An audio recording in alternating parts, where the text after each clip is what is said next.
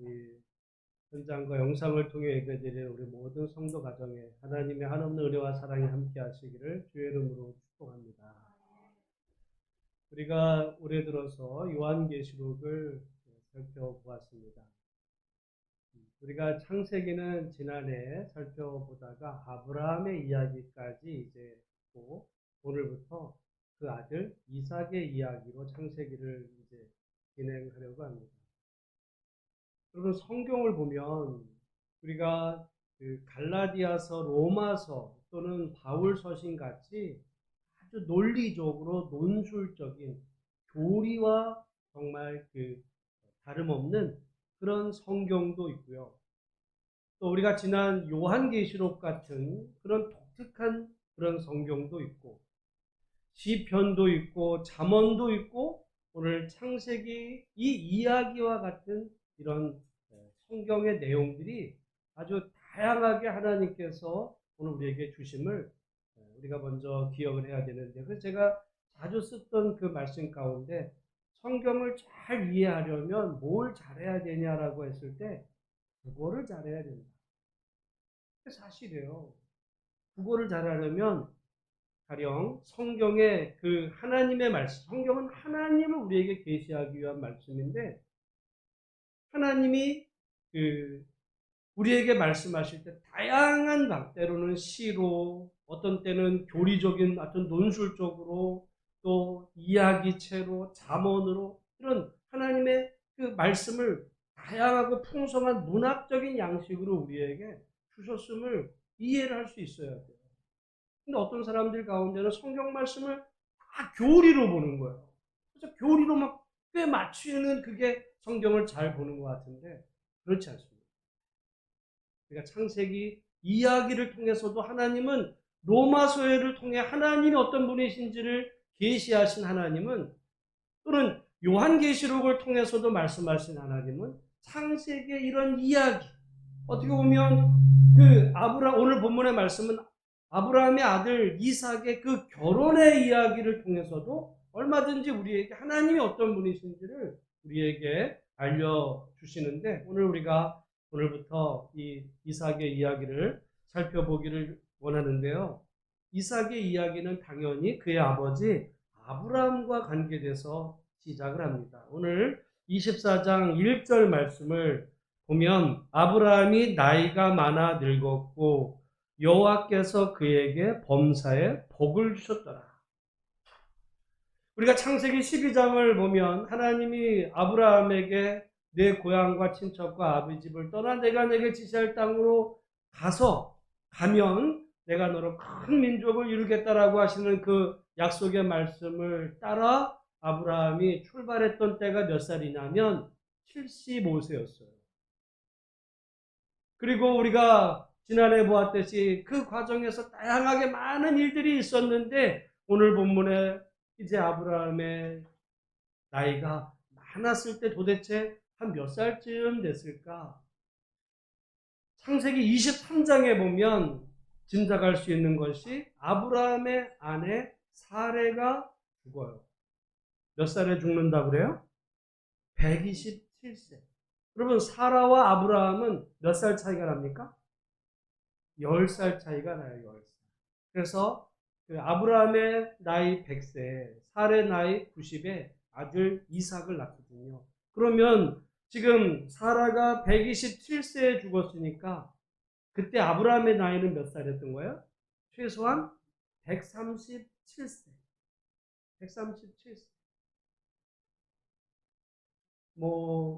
하나님이 정하신 어떤 생명의 연한이 어떤 분은 120세다. 막 많은 이야기가 있고, 오늘날 아무리 장수가 하는 시대가 되어도 참 80, 90 넘기가 쉽지 않은 이런 시대를 우리가 살아갑니다. 언제가 늙었는가? 단정할 수는 없죠. 사실은 우리가 아브라함 보면 아브라함이 하나님의 말씀을 듣고 출발해서 떠났던 때가 몇 살이라고요? 75세. 지금으로 보면 75세에 뭔가를 새로 시작한다는 건 정말 불가능했던 시절에도 아브라함은 순종해서 그 길을 떠남으로 하나님의 위대한 역사가 진행이 되는데, 아무튼 하나님께 순종했던 아브라함도 나이가 많아 늙어서 이제 아내도 떠나보낸 어떤 시점 가운데 오늘 이야기가 진행이 됩니다. 그런데 그의 한평생 인생을 보면서 하나님이 지금 뭐라고 평가하시냐면 여호와께서 그에게 범사에 뭐를 주셨더라? 복을 주셨다. 그러니까 한마디로 아브라함의 인생은 뭘 받은 인생이에요? 복 받은 인생. 복을 받은 인생. 여러분, 우리 현장과 영상 통해 예배드리는 우리 모든 성도들도 복 받은 인생 사시기를 주의 이름으로 축원합니다. 그런데 여러분, 복을 받은 인생인 건 분명한데, 그럼 가만히 보면 아브라함의 삶에 문제가 없었을까요? 그러면 가만히 돌아보면 그 이후에 이제 오늘 본문에 보면은 하나님께서 아브라함에게 재물을 많이 주셔서 은과 금과 또 노예들과 또 낙타와 이런 재물을 많이 주셨는데 창세기 23장을 보면 정작 아내 사라가 죽었을 때 문제가 생겼어요. 무슨 문제가 생겼죠? 장례를 지내 묻을 곳이 없는 거예요. 그러니까 뭐가 없었던 거예요? 땅 한 평 없었던 거예요. 한 평이 없었던 거예요. 여러분, 아내를 묻을 땅이 없다면 자기 집은 있는 건가요? 집도 없는 거예요. 그래서 이제 고민하던 끝에 헷족속에게 이제 23장 4절에 말하죠. 나는 당신들 중에 나그네요 거류하는 자이니 당신들 중에서 내게 매장할 소유주를 주어 내가 나의 죽은 자를 내 앞에서 내어다가 장사하게 하소서. 그러니까 아브라함은 하나님 앞에 복받은 인생은 분명한데 스스로를 뭐라고 고백하냐면 나는 나그네다. 그리고 그 헷집색 쪽에 잠깐 거류하는 사람, 거류한다는 거예요. 잠깐 머무는 거지. 거기에 터를 잡고 집을 짓고 무슨 땅을 개간해서 뭐 후손을 뭐 이렇게 기약하는 그런 삶이 아니라 언제든지 문제가 생기면 정처 없이 또 떠나야 되는 그런 인생길 가운데 지금 아브라함의 문제가 생긴 거죠.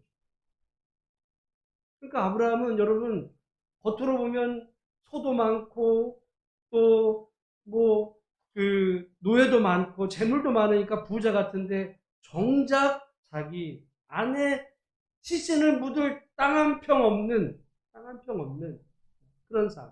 여러분 우리가 늘 어떤 분을 어떤 사람을 이렇게 생각합니다. 저 사람은 정말 아무 문제가 없겠어.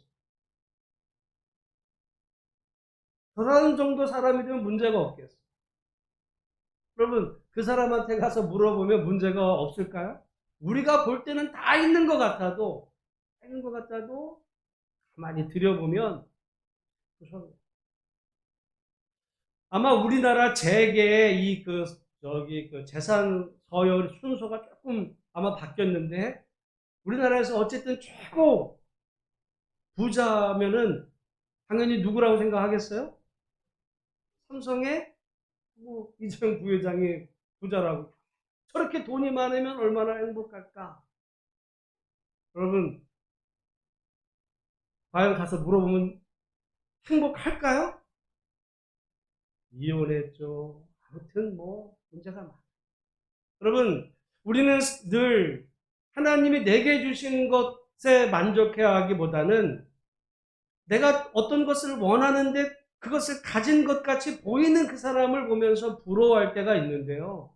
그 사람한테 들어가면 내게 있는 게 그 사람에게는 없기도 하고 내가 없는 게 그 사람에게 물론 있어서 부러워하긴 하지만 돌아보면 하나님은 공평하신 분이라 다 있기도 하고 없기도 하는 그런 속에서 살아가는 삶이라는 거죠. 게다가 오늘 본문의 말씀에 보면 오늘 본문은 뭐에 대한 이야기냐면 아들 이삭의 결혼 이야기예요. 여러분 그러면 아브라함의 몇 세에 이삭을 낳았어요? 100세. 지금 사라가 죽을 때 그러면은 이삭의 나이는 몇 살이 됐을까요? 그러면 37년 후였거든요. 그러니까 최소한 37 이상이야. 37이든 한 40쯤 돼. 오늘날도 말이죠. 40이 된 아들. 40이 된 아들. 엄마는 지금 이제 127세에 죽었는데 그러면은 그 엄마의 소원은 뭐겠어요? 아들도 뭐 많아? 아들이 많은 것도 아니고 아들 하나 있었는데 결혼이라도 해가지고 손주라도 하나 안아보게 해달라는 게 어떻게 보면 엄마의 소원이었고, 아브라함 가정이 75세에 그 하란에서 떠날 때 하나님이 약속하신 바였어요. 그런데 돌아보면 아브라함이 복을 많이 받은 것 같은 인생 같아 보이지만은 정작 아내 묻을 땅 한 평 없었고, 그리고 어떤 하나님이 약속하셨던 후손의 약속은커녕 아들이 이제 호라비로 그렇게 있는 상태에서 아내는 떠난 이런 삶이죠. 여러분, 저는 오늘 이 말씀을 보면서 우리가 늘 다른 사람을 부러워하고 내게 없는 것을 가진 사람을 부러워하지만 먼저 하나님께서 정말 나를 사랑하셔서 나에게 정말 남이 없는 것을 내게 갖게 해주신 하나님의 은혜 생각하면서 내가 없는 것 때문에 불평해하기보다는 하나님이 이미 먼저 내게 주신 것, 내가 있는 것에 만족해 할 수 있는 은혜가 있기를 주의 이름으로 축원합니다. 그러면 한편으로 보면 여기 말씀에 보면 범사에 복을 주셨다고 그랬을 때 하나님께서 영어 성경을 보면 in every way 모든 방식으로 복을 주셨다. 생각해 보면 땅도 없었고 결국 땅을 얻었지만 그냥 시신을 매장할 땅 그거지 무슨 큰 땅 넓은 땅 산 것도 아니었어요. 그리고 오늘 말씀에 보면 이제 아들을 장가도 못 드리고 아내는 떠나보낸 이런 상황 가운데 있었는데, 여러분 가만히 보면 문제가 있었죠. 문제가 있었는데 문제가 없는 게 아니라 있었지만 없는 그 문제, 생겨진 그 문제를 놓고 하나님의 은혜를 구하며 또한 일을 진행해 나갈 때 놀랍게도 안 될 것 같았던 그 일들이 하나님의 은혜로 해결되어 가는 것을 보게 돼요. 만약에 정상적인 방법으로 땅을 살 수 있었다면 아브라함은 이전에도 땅을 살 수 있었던 거예요. 재물이 많았기 때문에 얼마든지 많이 땅을 살 수도 있었습니다만은 그때는 그렇게 땅을 팔 수 있는 게 아니었어요. 여러분, 요즘은 조금 법이 바뀌어서 외국인도 우리나라에 이렇게 땅을 살 수 있는 허가하는 게 이게 법이 생겨서 그렇지, 그런 법이 없으면 아무리 외국 사람이 우리나라 땅을 살려고 해도 살 수가 없는 이런 현실인 것처럼 아브라함은 그 땅을 가질 수 없었는데 정작 이제 고민하고 있었을 때 하나님의 은혜를 구할 때 안 될 것 같았던 그 문제가 해결되어 가는 것을 보게 됩니다. 또한 이 37 이상이 되도록 장가가지 않으려고 무슨 이유 때문인지 그렇게 이제 나이 들어가던 엄마가 죽는데도 정말 아내도 또 자식도 보지 못한 이 이삭의 이 결혼 문제, 오늘 말씀에 보면 쉽게 결혼하려고 했으면 얼마든지 그의 형이었던 이스마엘처럼 주변에 가난한 여인들을 들여서 그냥 결혼을 했을 수도 있는데 아브라함은 그 중에서도 원칙을 지킵니다.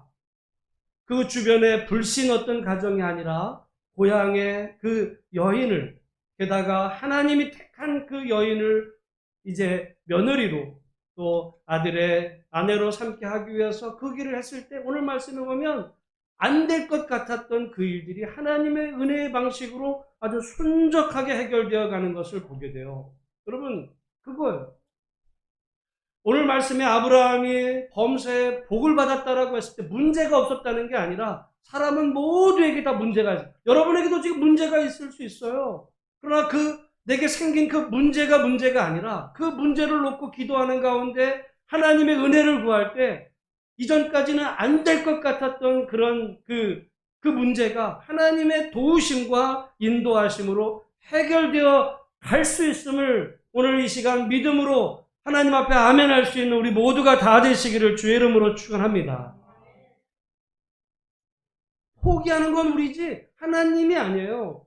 여러분, 그래서 우리가 잘 아시는 대로 하나님은 물론 그 이전에도 주실 수 있지만은 잘 아시는 대로 하나님은 때가 되었을 때 그 일이 때가 되었을 때 안 될 것 같았던 일들을 풀어나가게 해주시는 그 하나님의 놀라운 역사를 오늘 우리 창세기 24장을 통해서 또 우리 함께 살펴볼 수 있는데요. 이제 드디어 하나님께서 아들 이삭의 결혼을 위해 종이면서도 한때는 아브라함이 자기의 양아들로 삼으려고 했던 엘리에셀, 내게 아들 이삭의 배우자감을 이제 구해오라고 하는 그 명령을, 그 임무를 맡깁니다. 여러분, 엘리에셀이라는 사람의 입장에 인간이잖아요. 인간의 입장에서, 엘리에셀의 입장에서 한번 생각을 해보면 이삭이라고 하는 아브라함의 아들일지라도 그 이삭에 대해서 어떤 마음이 들었을까요? 여러분, 좋은 마음이 들었을까요? 아니면 조금 미운 마음도 있었을까? 저는 얼마든지 인간이라 미운 마음이 있을 수도 있어요. 왜냐하면 그 이삭이 누릴 수 있는 모든 권한을 잘했으면 누가 얻을 수 있었던 거예요? 자기가. 그리고 아브라함도 그렇게 생각을 했어요. 여러분, 오늘 우리는 잘 이해가 안 되지만은 서양에는 제가 볼 때 조금 지금도 그런 문화가 있어요. 여러분, 미국의 유명한 재벌들 또는 유명한 기업의 회장들을 보면 절대로 아들에게 안 물려줍니다. 미국의 아주 유명한, 아주 세계적인 그런 기업의 회장들은 절대로 아들에게 안 물려줘요. 왜? 아들이 말아먹을 수 있거든요. 그래서 아들보다 오히려 더 이거를 잘 경영해 나갈 그런 사람을 통해서 이제 다음에 자기 이후에 그런 계승자로 삼는 일들이 많은데, 제가 볼 때 이게 독특한 게 아니라 어떻게 보면 고대에 그런 문화가 있어요. 이건 우리 한국의 정서와 달라요. 한국은 어떻게 하든지 아들에게 다 물려, 이런 생각을 하지만은 여러분, 고대 시대에는 아들이 선찬할 때 양아들을 드립니다. 양자를 들여서 그 양자가 오히려 그 가문을 잘 끌어가도록, 그러니까 아브라함이 하나님께서 내 씨를 바다의 모래와 같이 많게 해주시겠다 후손 이야기를 할 때 아브라함 걱정하지 않았어요. 엘리에셀이 있습니다. 오늘 우리의 문화와는 다른데 그 당시를 생각해 보면 엘리에셀이 내 뒤를 잘 이어갈 수 있습니다. 그런 문화였던 거예요. 그런데 하나님이 아니야. 내 몸에서 난 그 아들을 통해서 그 후손을 주실 거야. 이렇게 약속했을 때 엘리에셀 입장에서 보면 얼마든지 이삭보다도 더 잘 아브라함을 계승할 수 있는 위치에 있었는데 하나님 앞에 선택을 받지 못했던 거예요. 그런 식으로 생각을 해보면 어린 이삭, 똑같죠. 여러 가지로 나이가 될 만큼 들었는데 장가도 안 가고 말이야. 엄마 죽는 동안에 지금 뭐 하고 있는 거야 이거 맨날. 이런 마음으로 그럴 법도 한데, 오늘 말씀에 그 주인의 명령에 대해서 어떻게 보면 별로 내키지도 않을 일일 수도 있어요. 그런데도 오늘 말씀에 아주 충직하게 그 일을 감당하는 엘리에셀. 게다가 맡겨졌으니까 대충 하지도 않습니다. 오늘 말씀에 보면 엘리에셀이 스스로의 마음속에 다짐을 하나님 앞에 기도하는 것, 여기 말이라고 그랬지만은 기도하는, 하나님 오늘 이제 그 주인 아브라함을 통해서 이런 일들을 해 가는데 하나님께서 정하신 그 사람을 내가 만나게 될 때 내가 그 사람에게 물 한 그릇을 달라고 하면 그가 내게 물도 줄 뿐 아니라 내가 말하지도 아니했던 내 낙타에게도 물을 길어주겠다라고 하는 그 말을 하는 여인을 만나게 하옵소서. 여러분, 우리가 길을 가다가 예를 들어 물을 준다는 것도 물론 여러분 물이라는 게 대수롭지 않게 여기지만 말이죠. 물 없는 지역에 여기는 사막입니다. 그런 물 없는 지역에서 물 한 그릇은요, 그거는 정말 생명수와도 같은 거예요. 생명수와도 같은 거예요. 지금 여러분 기름값이 비싸죠? 물이 귀하면요 물값이 비싸죠. 물값이, 요즘 아마 물 한 병값이 얼마예요? 물값이 더 비싸요. 물이 귀한데 우리는 사실은 한국 문화가 물이 뭐 많은 지역에 사니까 물 귀한, 그래서 돈을 못 쓰듯 한데요. 물 쓰듯, 물이 많은 나라에서 그런 거예요. 그런 얘기는 이 중동 지역에서 말도 안 되는 일이었어요. 그런데 여러분, 자기에게만 물을 달라고 했더니 리브가가 누구까지 물을 준다 그래요? 여기 지금 오늘 본문 18절, 19절에 보면 19절, 우리 17절부터 하겠습니다. 17절 제가 한번 읽고 18, 19는 같이 한번 읽겠습니다. 종이 마주 달려가서 이르되 청하건대 내 물동이의 물을 내게 조금 마시게 하라. 그러가 이르되 내 주여 마시소서 하며 급히 그 물동이를 손에 내려 마시게 하고 마시게 하기를 다하고 이르되 당신의 낙타를 위하여서도 물을 길어 그것들도 배불리 마시게 하리이다 하고 급히 물동이의 물을 그 위에 붓고 다시 기르려고 우물로 달려가서 모든 낙타를 위하여 깃는지. 여러분, 그러니까 엘리에셀은 리브가에게 내게 마실 물을 조금 달라고 그랬을 때 조금 줬으면 되는데 그것만이 아니라 낙타를 위해서도 준다라고 하고서는 낙타로 배불리 마시게 하려고 급히 물동이의 물을 그 위에 붓고 다시 기르려고 우물로 달려가서. 여러분, 사람은요 물을 먹어도 아무리 갈증이 나도 많이 먹어야 얼마나 먹겠어요? 2리터 먹으면은 어떻게 2리터면 페트병 하나 먹으면 다 먹은 거 아니에요? 많이 먹는 거잖아요. 여러분, 물을 한꺼번에 많이 먹는 게 이렇게 쉬운 일도 아니에요. 제가 전에 금식을 하면 처음에 장기 금식할 때 몰랐는데 제가 두 번째 장기 금식할 때부터 알았는데요. 이 소금물을 섞은 거를 이제 약 2리터 그 페트병에다가 해서 이제 장 청소하려고 마시는데 앉아서 2리터를 먹는 거예요. 거기서 소금탕. 그러면 2리터 앉아서 그거 먹는 게 매일같이 그 아침에 그 먹는 게 2리터 한 자리에 하루 동안 2리터를 먹을 수 있어도 한 자리에서 2리터를 못 먹어요. 쉽지 않아요. 사람은 별거 아닌데 낙타를 위해서 물을 기르렸다고 그걸 들이고 나가서 물을 계속 길러 오나. 한 번 길러지 여자가 물동이 져가지고 여러분 낙타물을 얼마나 먹어요. 그런데 가만히 보면 이 일을 누가 했었냐면 창세기 18장에 보면 아브라함이 장막에 있는데 그 이제 낯선 나그네 세 사람. 나중에 보니까 하나님의 사자들이었는데 그 장막에 있던 아브라함이 그 낯선 나그네였던 그 세 사람을 섬기는 장면. 제가 우리 지난해 아마 창세기 18장 볼 때 그 말씀을 드렸어요. 똑같아요.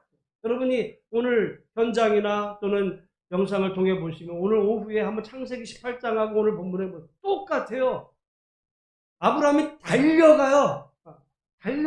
달려가면서 최선을 다해서 그 섬겼을 때 물론 하나님께서 아브라함에게 후손의 약속을 이미 여러분 아브라함이 갈대아우르 하란을 떠날 때도 말씀해 주셨지만 결정적으로 아브라함에게 후손이 있을 것을 말씀하셨을 때가 언제였냐? 바로 그 사건이었거든요. 창세기 18장 그래서 내년 이맘때에 내 아내 사라에게 아들이 있을 것이다. 결국 그로 인해 태어난 아들. 오늘 말씀해 보면 그때 행했던 아브라함의 모습과 오늘 리브가의 모습이 정확히 일치하는 그야말로 그 시아버지의 그 며느리 보통은 그 아버지의 그 아들이라고 하는데 그 시아버지 그러니까 시아버지 그 아브라함의 믿음과 정확히 일치했던 리브가를 하나님께서 예비해 주셔서 만나게 해주시는 이런 모든 일 여러분 우연 같아 보였지만 여기에 그 출발로는 아브라함의 믿음. 얼마든지 주변에서 그냥 급하니까 쉽게 해결하는 것이 아니라 원칙을 지키고 믿음 안에서 그 일을 행하려 했을 때 아브라함의 믿음을 하나님께서 귀하게 보셨고 오늘 또한 이 일을 행하는 데 있어서 엘리에셀도 이를 행함에 있어서 먼저 하나님 앞에 기도함으로 그 일을 감당하는 모습을 봅니다. 여러분 그러니까 이 사건은 우연이 된 것이 아니라 이 일을 시작하기에 앞서 그 일을 기도로 준비했던 엘리에셀의 기도의 응답으로 이 결과가 이루어지는 것을 보게 되죠. 여러분 기도하는 사람과 기도하지 않는 사람의 어떤 특징이 있어요. 기도하지 않는 사람은요, 모든 일이 다 우연입니다. 어쩌다 보니까 그렇게 됐겠지. 어떻게 하다 보는 게 된 거, 우연이 된 거예요. 똑같은 일이에요. 어떤 사람은 우연히 됐다고 생각을 해요. 그런데 그 일을 놓고 기도했던 사람은요, 그건 우연이 아니야. 그 일은 어떻게 된 거예요? 기도의 응답이었어요. 여러분이 오늘 교회를 다니고 신앙생활 하지만 세상 일이 다 우연 같아 보인다면 여러분은 기도를 안 하는 거예요. 오늘 본문의 말씀이 우연 같아 보였지만은 그건 우연이 아니라 그 일을 행함에 있어 엘리에셀의 기도. 나중에 보면 또한 엘리에셀을 보내고서 기다렸던 이삭의 기도. 기도의 응답의 결과로 우연도 일어나는 것이지 우리가 기도하지 않으면 우연 같은 일들도 안 일어난다. 오늘 이 코로나로 인해서 우리가 여러분 어렵고 힘든 믿음의 시간들을 보내지만은 정말 하나님 앞에 여러분의 그 기도의 자리가 어디에 있든지 하나님 앞에 기도 생활을 더 힘쓸 수 있는 우리 모두가 다 되시기를 주의 이름으로 축원합니다. 근데 어떻게 기도했냐면 이 엘리에셀은요, 뭐 예배당에 앉아서 정해진 시간에 기도한 게 아니야. 일을 시작함에 앞서서. 그러니까 여러분이 하루의 일을 시작함에 앞서서 또는 여러분이 어떤 뭔가 일을 시작할 때 그때 순간순간 여기 이 엘리에셀이 자기 마음으로 기도를 했어요. 기도라는 표현도 쓰지도 않았어요. 성경은 말을 했다 그래요. 자기 마음으로 속으로 생각하고 말했다는 거예요. 여러분, 기도가 그럴 수 있는 거예요. 무슨 꼭 뭐 통성으로 방언으로 뭐 이래야만 기도가 아니라 여러분이 삶의 현장에서 하나님의 그 도우심을 구하며 하나님의 인도하심 아래 이 모든 일이 진행되기를 구할 때 하나님께서 들어 응답하시는 놀라운 은혜의 역사. 그러니까 요즘 코로나로 교회에 쉽게 나오긴 어렵지만 여러분이 가정에서든 일을 시작하기에 앞서 어디서든지 정말 하나님 앞에 마음으로 기도할 때 하나님은 그곳에서 들으시고 우리가 어디서 기도하든지 그곳에서 들으시고 우리의 기도에 선하게 응답하시는 하나님을 경험하는 복된 역사가 있기를 주의 이름으로 축복합니다. 그렇게 해서 하나님께서 그 엘리에셀과 리브가 그리고 이제 그의 라반과 가족을 통해서 이제 아내 리브가를 데리고 오는 과정에서 그럼 이삭은 뭐 하고 있었는가? 63절에 보면 같이 한번 읽겠습니다. 시작. 이삭이 저물 때에 들에 나가 묵상하다가 눈을 들어 보매 낙타들이 오는지라. 그러니까 이삭이 들에 나가서 뭐 했대요? 네. 묵상하다가. 여기 사실 그 묵상했다라고 하는 이야기는요. 근데 여기 지금 65절에도 이렇게 말하죠. 리브가가 종에게 말하되 들에서 배회하다가 우리에게로 마주오는 자가 누구냐. 그러니까 여러분 이삭은 묵상했는데 리브가는 뭐 한다고 봤어요? 배회하는 걸로. 배회하는 게 뭐예요? 앉아있는 거예요? 그냥 걸어다니는 거야. 근데 여기 묵상하다는 거는요, 그러니까 우리는 묵상을, 그러면 앉아서 성경책 보고 묵상, 가만, 이런 묵상도 할 수도 있어요. 그런데 하나님의 말씀 또는 기도하면서 걸으면서. 그 사실은 여기 지금 이 63절에 나오는 묵상하다라고 하는 이 단어 자체가 산책하다는 의미도 있어요. 기도하는 의미도 있습니다. 근데 항상 이 번역은 하나로만 해야 되기 때문에 그냥 묵상이라 그러면 우리는 묵상 그러면 생각하는 거라고 얘기하지만은 원어적인 의미로 보면 이 다 포함하는 거예요. 우리가 일반적으로 생각하는 묵상과 리브가가 봤을 때 배회하는 것처럼 산책하는 거와 그리고 실제로 그 안에서 묵상으로 그냥 잡생각하는 것이 아니라 기도하는 이 모든 것들이 포함된 이 묵상함으로 그 일을 이제 기도하고 있었던 이삭. 오늘 본문에 나온 이 일들이 우연 같아 보였지만 엘리에셀의 기도와 지금 이삭의 기도. 어떻게 되겠지 뭐. 엘리에셀이 잘해서 뭐 내 신복한 좋은 사람 구해오기 이렇게 그냥 읽고 뭐 맨날 놀고 여기 지금 강대상이니까 뭐 이렇게 바빠졌네 이런 표현을 쓰기는 거시기 하지만 말이죠. 그렇게 읽지 않고 겉으로 볼 때 남들이 볼 땐 제 배회하는 것 같이 보였지만 기도하고 있었어요. 그때 하나님께서 그 모든 과정에서 하나님이 예비하신 그 일을 준비하고 계신 하나님.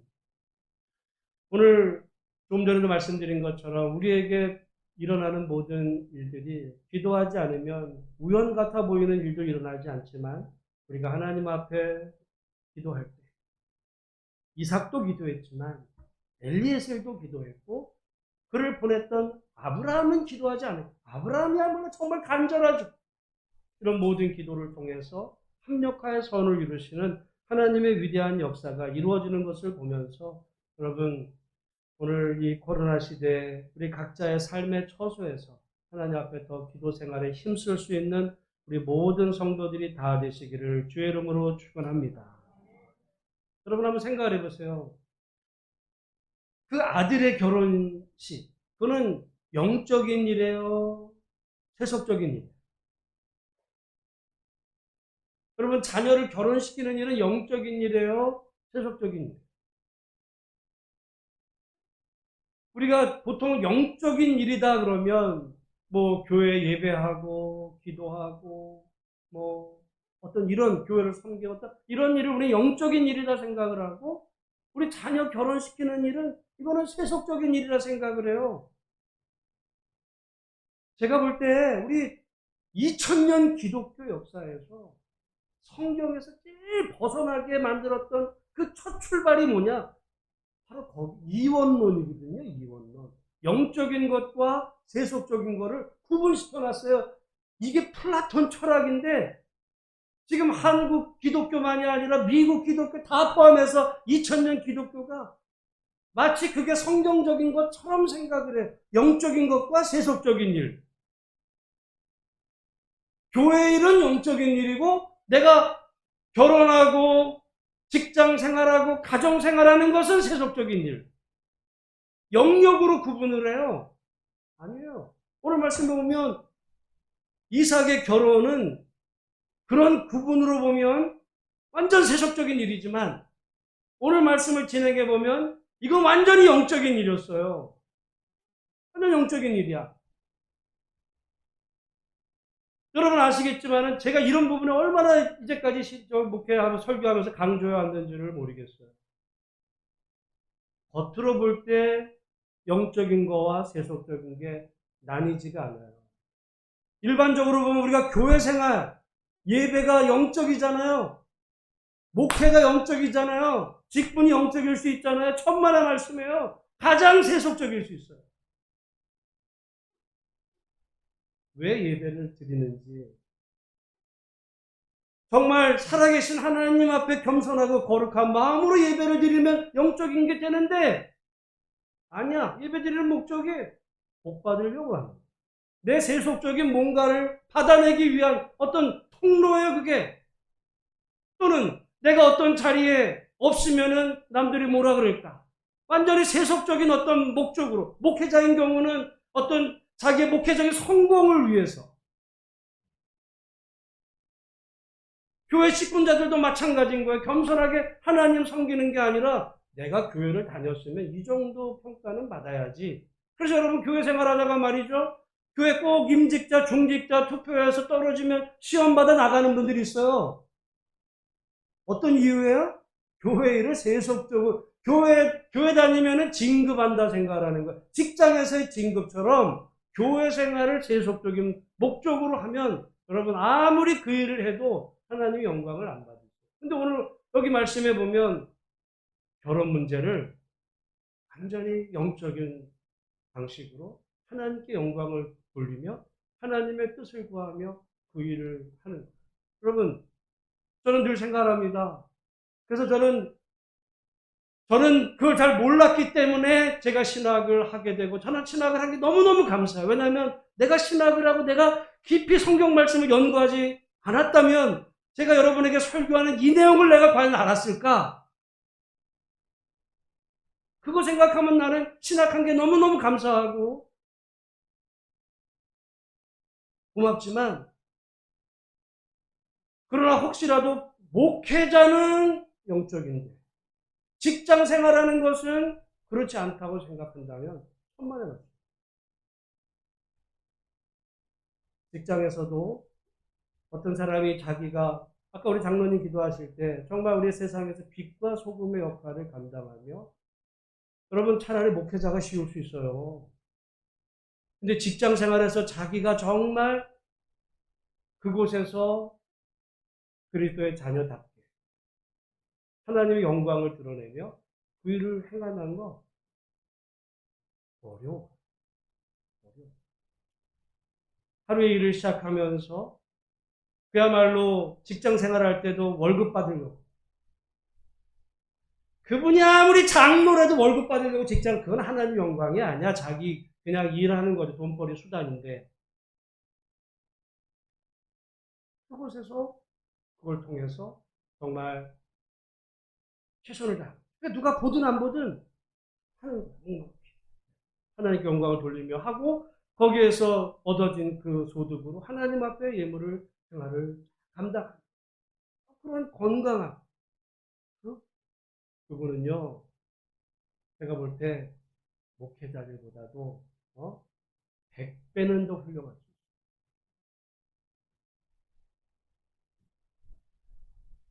오늘 이 이삭의 결혼 이야기가 세속적인 이야기예요. 결혼 이야기. 근데 완전 영적인 일이야. 앉아서 기도 1시간 한 그 이상으로 오히려 엘리에셀과 또 이삭의 이런 일들.